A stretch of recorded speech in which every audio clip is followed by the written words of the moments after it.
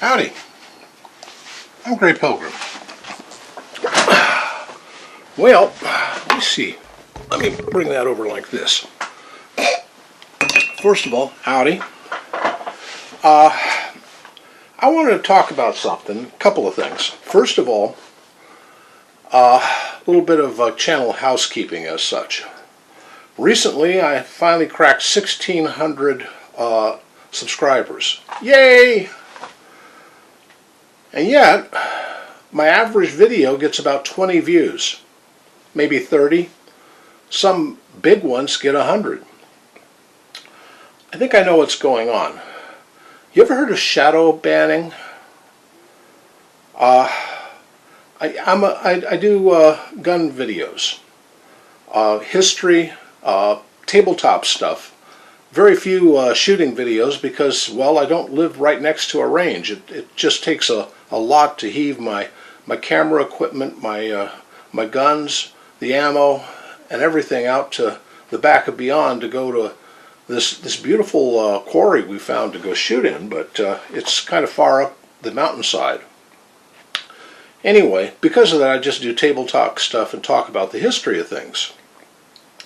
And I know a little bit about it, and I basically try to share what I know to folks who might be interested. Well, I know that the people at YouTube don't particularly care for what we call GunTube. I also post to other sites like Rumble and Bitchute. It's funny, every time I post to them, I post here and then I post to the same video to them. Theirs seem to get enormous views. I mean, I have very few subscribers there, but I get great views. So something's going on, because I don't think that all those people are dyed-in-the-wool Rumble or BitChute users, or live in Kathmandu and only can get that particular video service. I think all of them seem to have access to YouTube or something like it, but I think that there must be some person in California sitting there at a console looking and saying, oh, not that guy, rip, and turn him off. This is the same with all the other small creators out there. I mean, I don't expect to be like Mr. Beast or any of the other top tier YouTubers, or even the top gun tubers like Matt Carricker over at Demolition Ranch, who just recently retired and did an admirable job for a decade or more. I mean, he had millions of views. Or Brandon Herrera, who I really admire and I respect, and who also has millions of views.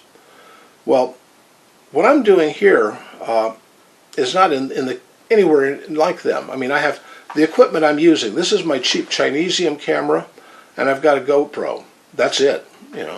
I had a iPod Touch that I used because it has a camera on it, but it died recently, so I don't even have that. I'm stuck with these two little cameras. Well, anyway, but what I do is what I do with what I've got, and I'll show you what I'm doing right now today. This thing doesn't have the pan or any other thing, so I'll do this. This is a collection of pistols. What this is, pistols are the Axis powers of World War II.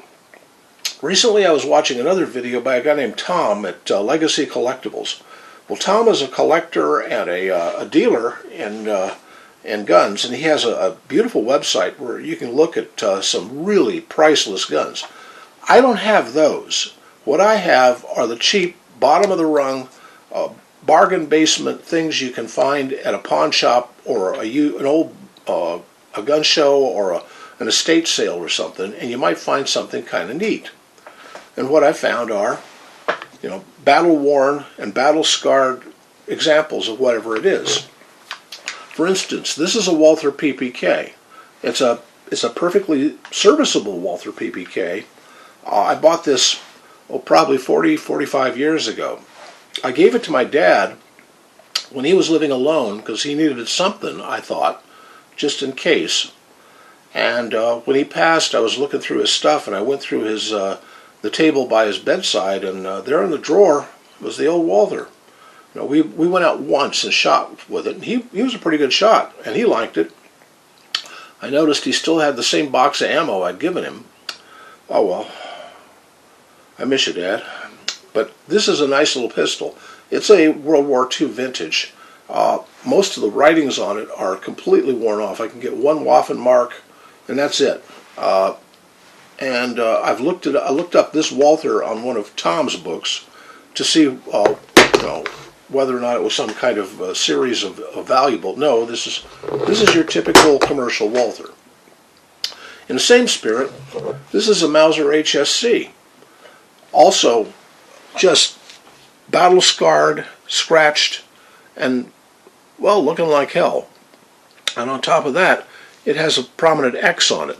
And that X tells me that this was a Russian capture. So this is probably something like some kind of recovery from the Battle of Stalingrad or the like. So this was in the hands of some poor guy who probably gave it all for the fatherland. Also, this is a Mauser 1914. Tom showed off one of those. His was absolutely pristine. This is anything but it's a serviceable Mauser 1914. It works fine. These are all 32 caliber, by the way, 32 ACP or 7.65 Browning, and it's a good pistol.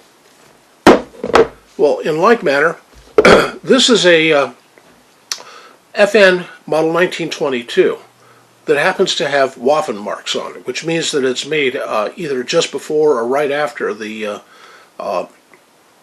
Germans took over the FN plant.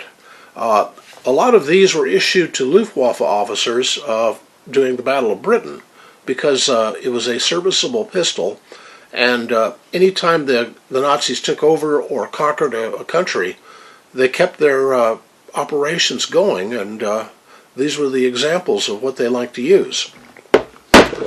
And this is a War 1938 or 34, I think, Beretta. This was issued to all of Mussolini's troops, and it even has the date of the fascist era on the side of it. This one is in 380 or 9mm Kurz, and is a. I don't think it has. Pretty sure it's not loaded, but let's check. Yep, that's a correct, and it has the correct. Oh, let me get this back in here. Oh yeah, the grip here is made out of metal, which is correct for a wartime one. As you can see, it's lost all its bluing, and it looks like it's been worn to heck and gone. So this is an example of true use, but like all pistols, unless totally completely destroyed, these have no built-in obsolescence. They still work. So this thing is close to 100 years old, but it still works. In like manner, here's a Luger. This is not a 9mm. This is a 30 Luger. Matter of fact, I just ordered 2 boxes of 30 Luger from an online distributor because it's getting harder and harder to find. This happens to be an American import model because it says made in Germany on it. If it was German, it would have Deutschland on there. But it does have DWM on the top. I happen to know this is a between the wars manufacture from about 1928, according to the books, by the serial number. So, these are just examples of Axis pistols, either German-made, Italian-made, and they were an Axis power, or in this case Belgian-made, but Belgium was conquered and therefore a Nazi capture. And they're examples of pistols used at that time by, America's foes. And they're pretty cool. I mean, it's something that I'm interested in. I collect old pistols, and I really enjoy them. I haven't seen much in the way of these kind of things lately. Most of these I picked up, 20, 30, 40 years ago. Yeah, I know that one's 40 years. No. Yeah, that one's 40 years old. From my perspective. This one's about 30 years old, and so is this one.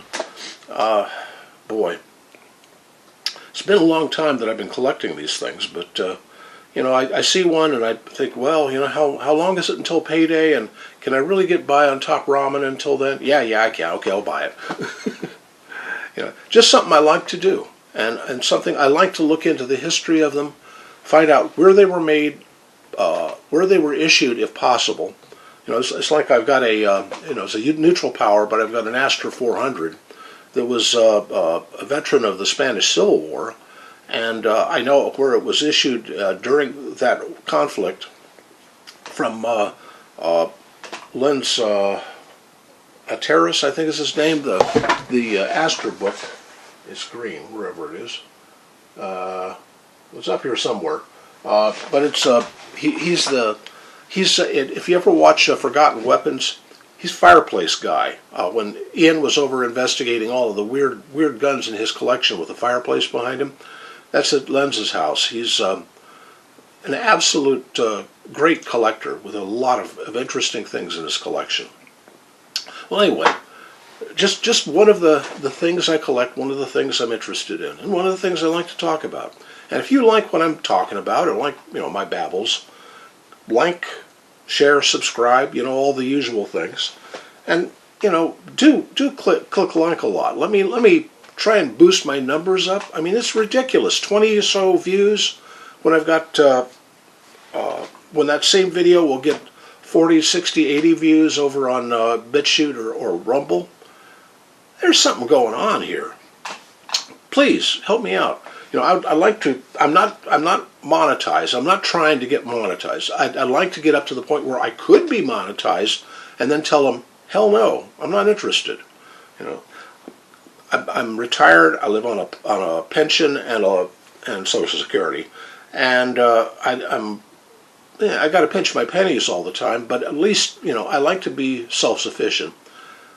I'm not trying to build my mansion off of my YouTube spoils. Matter of fact, I don't want the headache of you know, the IRS going and talking about my earnings.